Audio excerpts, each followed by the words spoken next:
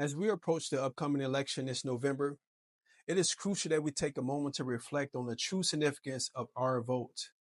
This isn't just about choosing a figurehead or someone to admire, it's about selecting a leader who will shape the course of our nation with decisions that will affect millions of lives. Consider some of the greatest innovators in history, people like Steve Jobs, Bill Gates, and Mark Zuckerberg, although I don't agree with everything that they stand for. But these individuals dropped out of school, yet they've revolutionized entire industries and impacted the lives of millions around the world.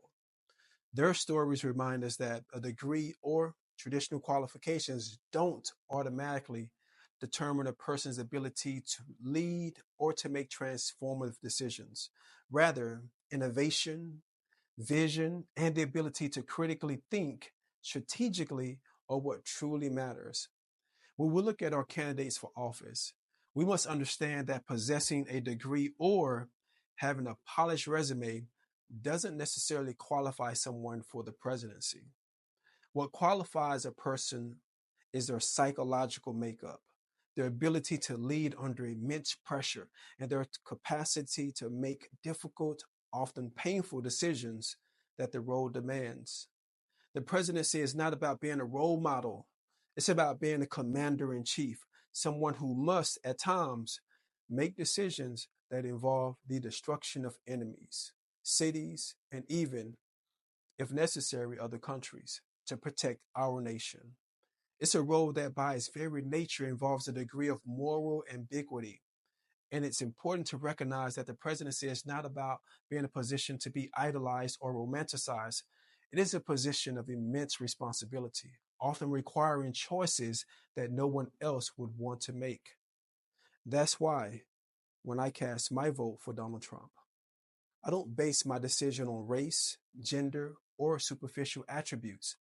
Instead, I look for the psychological characteristics that fit the true role of the president. I'm not interested in a president who I want my kids to look up to or emulate. I don't want my children aspiring to be the president. I want them to aspire to be like God, to follow the principles I've taught them as their parents. The president's job is not to be a moral compass or a role model. Their job is to manage our economy, ensure national security, and make decisions that will keep our country strong and prosperous. The president's decisions should lead to a government that is less intrusive, with fewer taxes, and a more limited role in our daily lives. A strong president ensures that we have an economy that supports all Americans, that we have a healthcare system that works for everyone, and that our educational system gives our children the tools they need to thrive. A strong president ensures that our communities are safe, that we can raise our families without fear, and that our children have the opportunities they need to succeed. So when I vote for President Donald Trump, again, I'm not looking for someone who will seek attention or try to be a savior.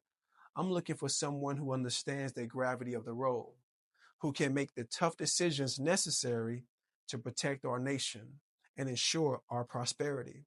I'm looking for someone who will focus on the practical aspects of governance, managing our economy, protecting our borders, and making sure that the byproduct of their decisions is a safer, more prosperous nation for us all.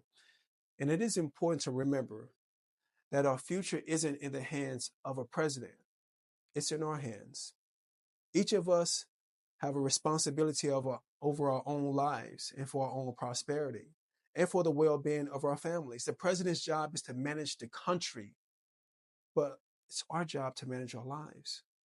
Let's choose a leader who understands this distinction, who will govern with a steady hand and a clear mind, and who will create conditions for all of us to thrive. That's the kind of leadership that we need. And that's the kind of president I'll be voting for in November, which is President Donald Trump. Again,